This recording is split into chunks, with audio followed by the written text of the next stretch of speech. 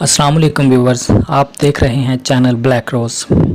Viewers, इस channel के platform से हम आपको ये बताने की कोशिश करेंगे कि 1984 में किस तरह मिसेस इंदिरा गांधी ने भारतीय खुफिया इंटेलिजेंस एजेंसीज़ की मदद से ऑपरेशन ब्लू स्टार को अंजाम दिया और किस तरह इस ऑपरेशन ब्लू स्टार के नतीजे में लाखों सिखों के खून की होली खेली गई।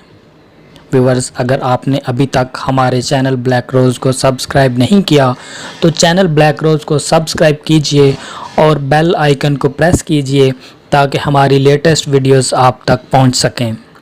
तो चलिए फ्रेंड्स, शुरू करते हैं हमारी आज की एपिसोड। बिजली के शॉक से जिस्म जलाना तो मामूल की बात थी।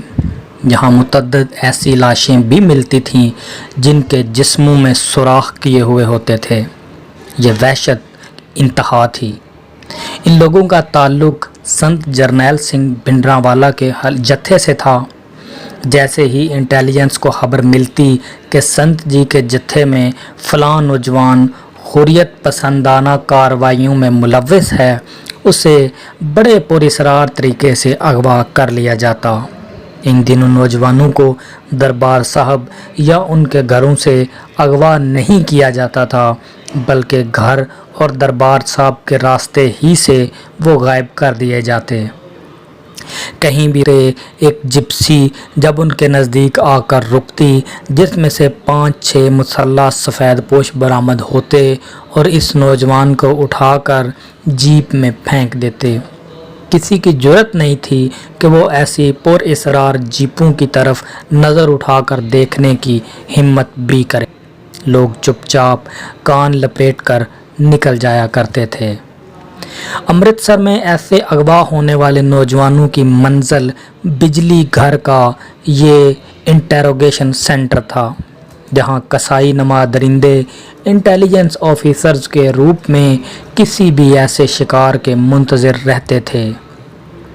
किसी भी ऐसे नौजवान को देखते ही उनकी आंखों में खून उतर आता। वो दरिंदों की तरह उस पर पल पड़ते और तब तक उसे दरिंदगी का निशाना बनाते रहते जब तक कि वो बेहोश न हो जाता।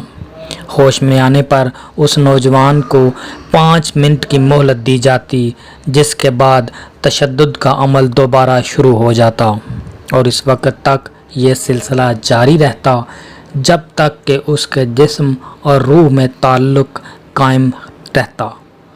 उसके बाद उसकी लाश पुलिस ट्रक में डालकर किसी नामालूम मकाम की तरफ रवाना कर दी जाती, जहां पुलिस के जियाले लाश फेंककर हवाई फायरिंग करके पुलिस मुकाबले का तासुर देते और फिर उसकी लाश पुलिस कार्रवाई के बाद वर्षा के हवाले कर दी जाती।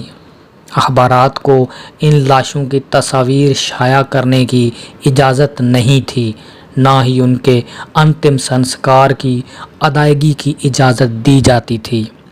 पुलिस अपने पहरे में लाश को शमशान घाट तक ले जाती और उसे नज़रे आतिश कर दिया जाता। अक्सर तो ये भी होता कि लाश के वरसा को भी अपने प्यारों के आखिरी दर्शन नसीब नहीं होते थे। एसपी भल्ला की इस वक्त आमद यूं तो किसी अचंभे की बात नहीं थी, क्योंकि वो रात के किसी भी पहर अचानक किसी खुफिया मिशन पर यहाँ आ जाया करता था। लेकिन चौंका देने वाली बात तो उसके साथ किसी और की मौजूदगी थी।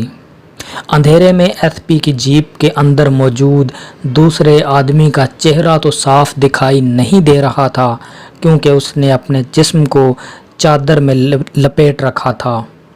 उसके सर पर पगड़ी बंधी हुई थी और आँखों के अलावा तकरीबन सारा जिस्म ही छुपा हुआ था। एसपी भल्ला की जीप पर नज़र पड़ते ही पहरे वालों ने दरवाजे खोल दिए थे। उसकी जीप किला नमा इमारत के दरवाजे से गुजरती हुई सीधी अपने ऑफिस के सामने जाकर रुकी, जिसके बाहर मुस्ताद गार्ड्स उसके एहतराम के लिए मौजूद थे। एसपी भल्ला के गार्ड्स जानते थे कि एक लम्हे की नींद उनकी जान का अजाब बन जाएगी। जहां मामूली गफलत की कम अज़ कम सज़ा मुलाजमत से बरतरफ़ी थी, اس لیے ایس پی یہاں موجود ہو یا نہ ہو، یہ لوگ ہر وقت چوکس رہتے تھے۔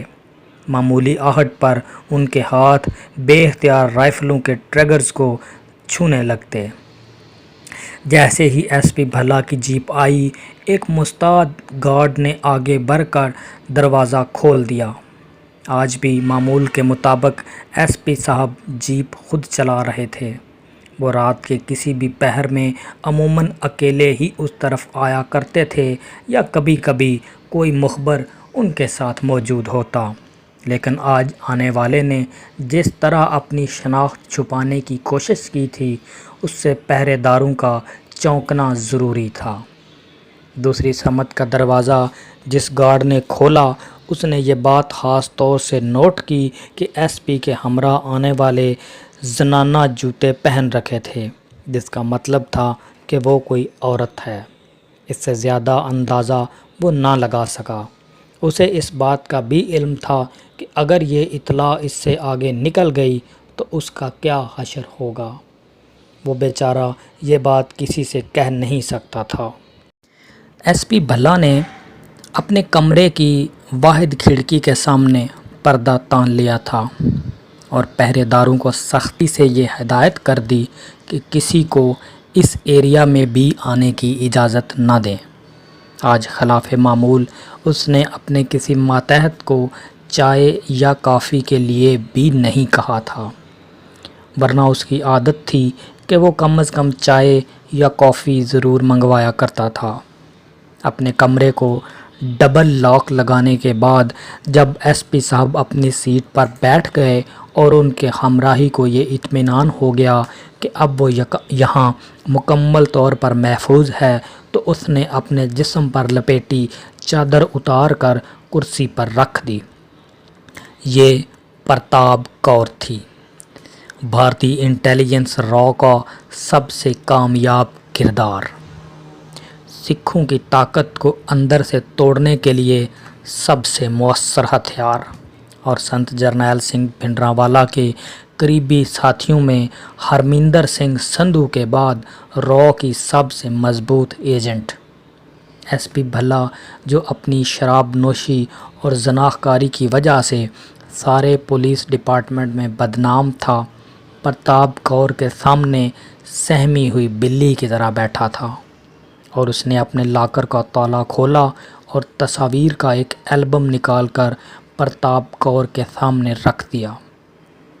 کوئی اور سیوا ہو تو حکم کیجیے، یہ کہتے ہوئے وہ اس کے سامنے میز پر بیٹھ گیا۔ مجھے کسی چیز کی ضرورت نہیں سوائے اس کے کہ میری یہاں آمد کی کسی کو کانوں کان خبر نہ ہو، پرتاب کور نے اس کی طرف دیکھے بغیر کہا۔ البم میں لگی تصاویر کو وہ بڑے غور سے دیکھ رہی تھی۔ ایس پی بھلا گردن لمبی کر کے اس کی طرف متوجہ تھا، کیونکہ دونوں کے درمیان میز حائل تھی۔ بالآخر پرتاب کور کی نظریں ایک تصویر پر جم کر رہ گئیں۔ تصویر کے حد و حال پر غور کرنے کے بعد اس نے اپنی آنکھیں بند کر لیں اور اپنا سر کرسی کی پشت سے لگا لیا۔ یوں وہ دکھائی دے رہا تھا جیسے وہ چشم تصور میں کسی کا چہرہ لا رہی تھی۔ چند سیکنڈ تک تصویر پر نظر جمانے کے بعد اس نے دوبارہ وہی انداز اختیار کیا، پھر بڑے اعتماد سے اس نے اپنے ہاتھ کی انگلی تصویر پر جما دی۔ اس نے کہا، یہی ہے۔ ایس پی بھلا کے منہ سے بھی ہوں نکلی اور اس نے فوراً ہی ٹیلی فون پر کوئی نمبر ملانا شروع کر دیا۔ شاید دوسری طرف سے اسے کسی کے فون اٹھانے کا انتظار تھا۔ 2-3 منٹ تک گھنٹی بجتی رہی، پھر کسی نے فون اٹھا لیا۔ سرزحمت کی معافی چاہتا ہوں، لیکن مجھے اس وقت کشمیرا سنگھ سے متعلق رپورٹ چاہیے۔ شاید دوسری طرف کوئی سینئر آفیسر تھا، لیکن خصوصی اختیارات رکھنے کے سبب ایس پی بھلا کو ان آفیسروں کی بھی پرواہ نہیں تھی۔ وہ بڑے بڑے آفیسرز بھی جانتے تھے کہ اگر کسی نے اس کے حکم کی سرتابی کی یا اس پر اپنی افسری کا رعب جتانے کی کوشش کی تو اس کا انجام بھی اچھا نہیں ہوگا۔